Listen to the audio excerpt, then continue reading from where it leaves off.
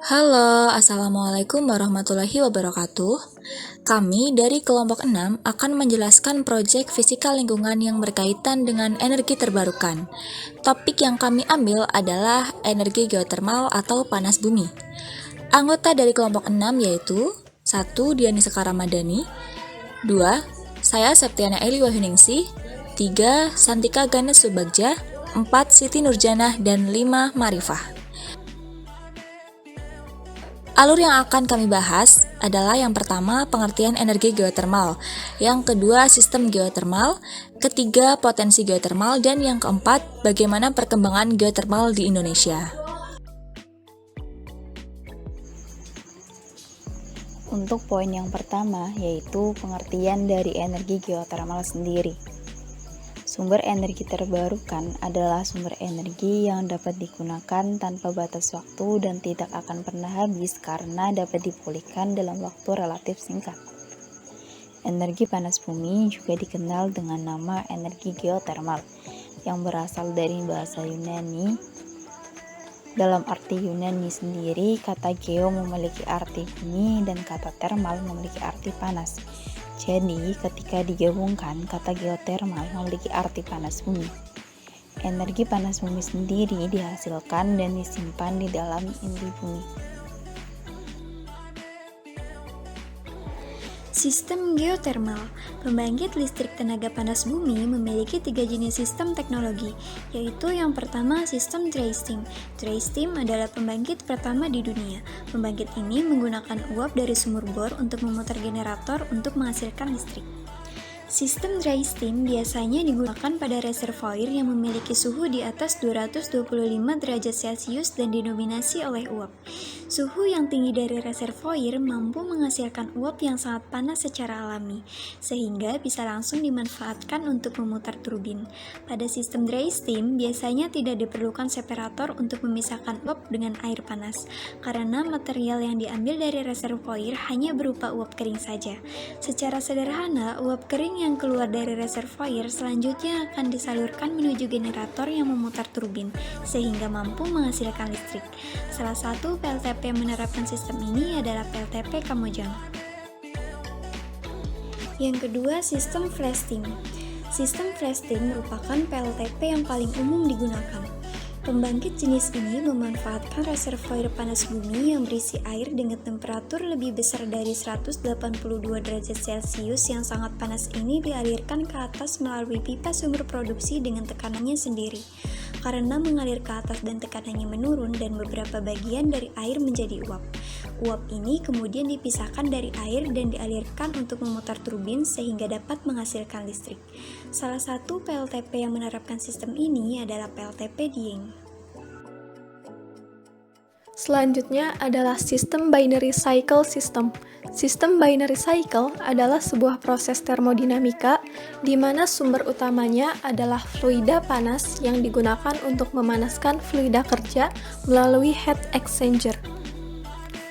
Sistem ini memanfaatkan air panas yang diambil dari reservoir. Air dari reservoir akan disalurkan menuju rangkaian pembangkit listrik melalui pipa. Air panas tersebut kemudian didistribusikan ke masing-masing generator dalam rangkaian pembangkit listrik yang saling terhubung. Setiap generator akan menghasilkan daya sendiri secara bersamaan. Dalam sistem binary ini, air reservoir tidak bersentuhan dengan turbin, tetapi panasnya dipindahkan ke fluida kerja sekunder saat melewati kumparan di tangki. Alur pembahasan selanjutnya adalah mengenai potensial panas bumi. Berdasarkan data Departemen Energi dan Sumber Daya Mineral (ESDM) Republik Indonesia, Indonesia memiliki potensi energi panas bumi sebesar 27.000 MW yang tersebar di 253 lokasi atau mencapai 40% dari cadangan panas bumi di dunia. Dengan kata lain, Indonesia merupakan negara dengan sumber energi panas bumi terbesar di dunia. Namun, hanya sekitar kurang dari 4% yang baru dimanfaatkan. Lalu untuk materi terakhir yaitu tentang perkembangan geotermal di Indonesia. Sebanyak 252 lokasi panas bumi di Indonesia tersebar mengikuti jalur pembentukan gunung api yang membentang dari Sumatera, Jawa, Nusa Tenggara, Sulawesi, sampai Maluku.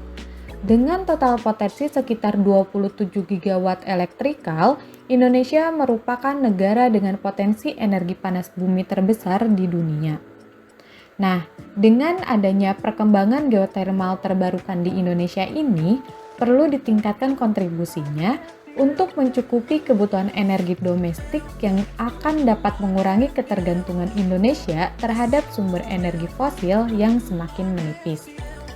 Nah, untuk peranan pemerintah dalam penanganan geotermal di Indonesia ini tercantum dalam Perpres nomor 112 tahun 2021 tentang percepatan pengembangan energi terbarukan untuk penyediaan tenaga listrik. Kebijakan ini bertujuan untuk mengakselerasi penggunaan energi bersih karena mengatur harga jual baru untuk energi terbarukan.